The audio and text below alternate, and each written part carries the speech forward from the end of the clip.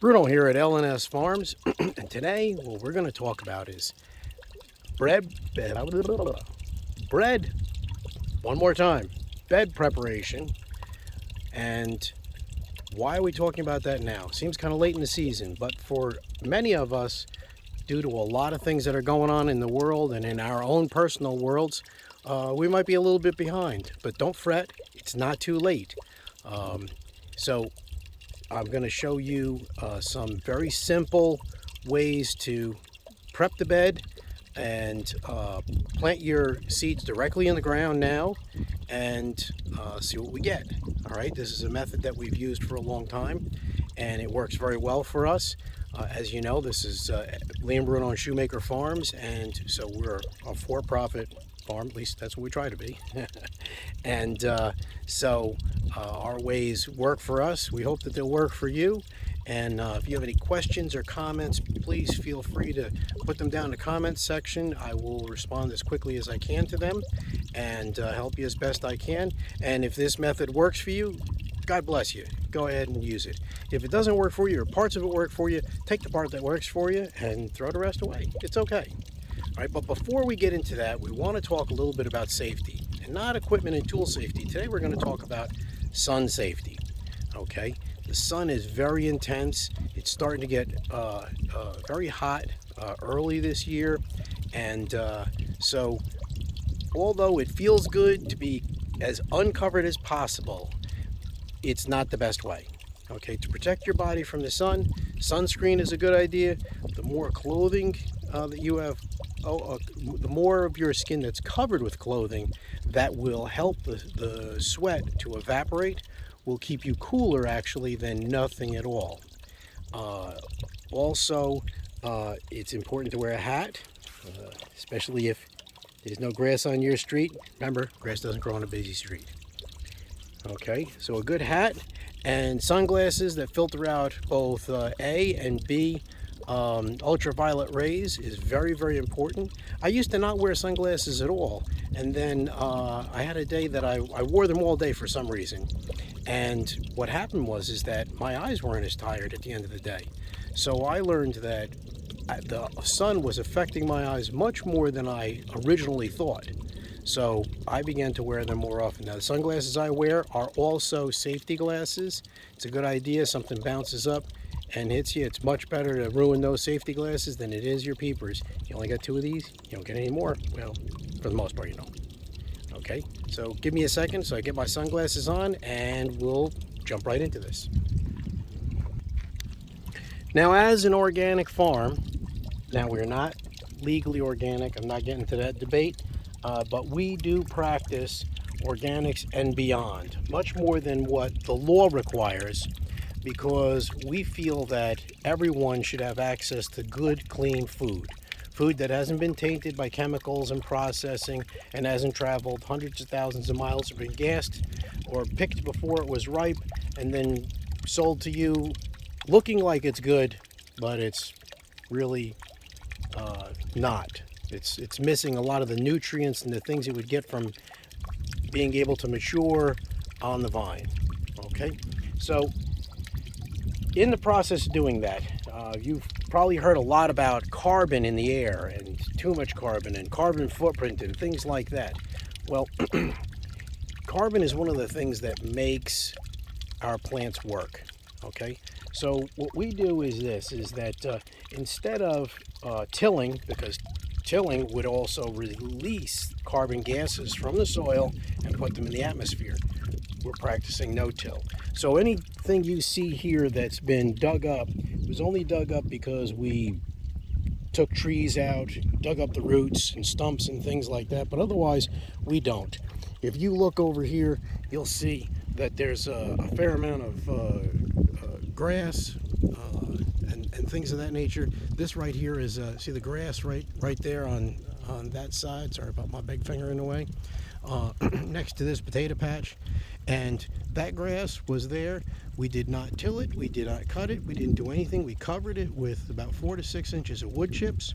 Then we put about 6 inches of straw on top of it, And then we planted our seed potatoes in there with about a fistful of fully composted cow manure, okay, in each one.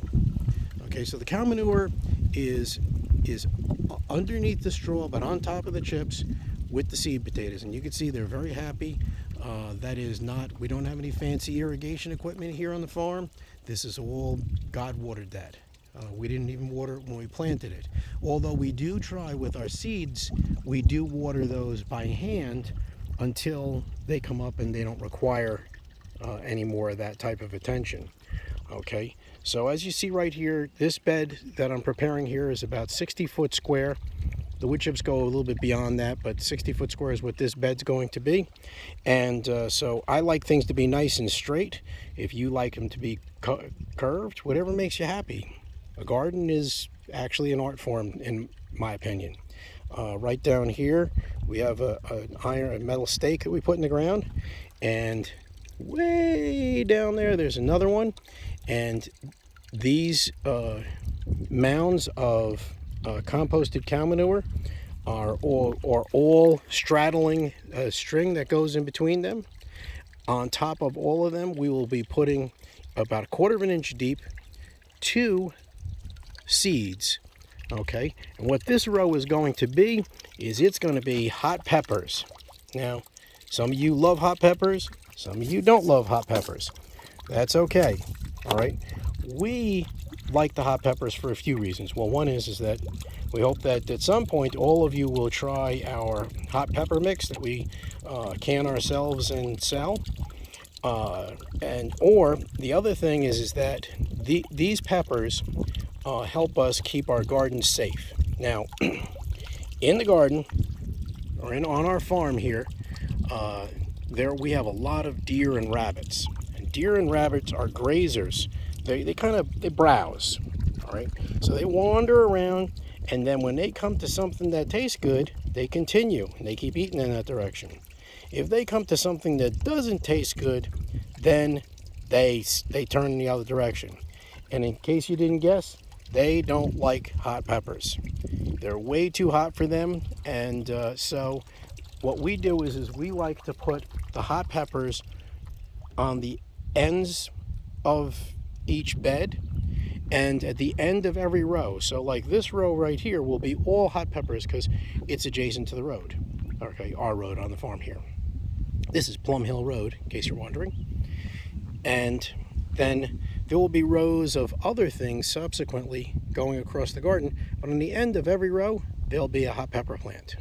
Okay, and so here we go. So we're going to start here with some, whoa, the wind's picking up and blowing things around. So here we go. We're going to take this.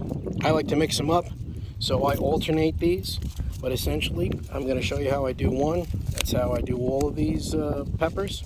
All right, it's tiny little seed. All right, not much.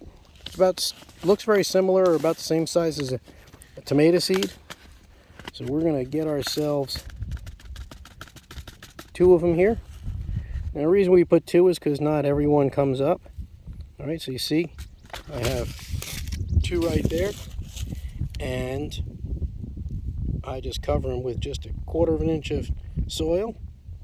All right, now I will hand water, a watering can. I'll hand water all of these when I'm done. They've all been wet once already, and then I will water them every day, try to keep them moist till they come up. These will take about 7 to 10 days to germinate and come up, and we'll show you as they go. We'll show you how we treat this and care for this. Now, if you notice, I also have this stick here that what I've done is I've measured, I've put marks on it, 6, 12, 18, 24. Those are inches. So I can measure as I'm planting things. Different plants require different spacings. And so I'll use that stick instead of a tape measure, so I don't ruin my tape measure, to keep my spacing right. There are things that need to be done for this bed to work as we go. And for example, if we follow the bag's instructions, which the bag's instructions is very good on the composted cow manure, it says that for this row, 3 feet wide, 60 feet long, we would need approximately 900 pounds of their bagged cow manure. 900 pounds, okay, would put us at 18 bags. All right. Now, 18 bags at $6 a bag is, let's see now, 60. With the tax and everything, it's about $120. Instead, by doing it this way, this is a bag and a half. So this is about $9 worth of composted cow manure. Now, if you have access to your own cow or horse manure and it's composted, then God bless you. That is gold and you should use it, okay? But if you don't, and which most of you don't have a horse or a cow in the backyard or access to that, this is a great way to do it. It costs very little money to do this. This is approximately, well, if you bought square bales, this is probably about 2 bales of hay. We use the big round ones here on the farm. Each one of them is about 20 bales. So this goes a long way for very little money like this. And so most of us today don't have a ton of extra discretionary money, or we'd like to save some money and have some good food. This is a great way to do it. I will again, as we progress, as the plants come up and everything, we will share that with you. I'll share subsequent rows as we go. You'll see the other things that we're planting here, and we have about 120 different things that we grow here on the farm. Quite a variety of things, as you've seen already. The potatoes, we have pumpkins, tomatoes, peppers, sweet peppers, hot peppers. Oh, almost forgot, hot peppers and sweet peppers, if they are too close to each other, they will cross-pollinate and you'll end up with a hybrid. So what happens is that your sweet peppers tend to be kind of spicy and your hot peppers tend to be a little bit sweet. So to prevent that, we have a sweet pepper garden that's way down the other end of the farm. It's probably about almost a half mile away from this one, and that one helps us to keep that cross-pollination to a minimum. Anyway, so if you do us the kindness of liking and subscribing and sharing this video with all your friends, we'd really appreciate it. Any questions, comments, thoughts, ideas, likes, dislikes, if there's something else you want to know about us or the farm, or you just have a farming question, please feel free to put that in the comments and I will respond to them as quickly as I can. Have a great day. Stay safe. Don't get burned. Make sure when you put that sunscreen on that you watch out for those calves. I forgot. And they're red like cherries. Anyway, have a great day. See you soon.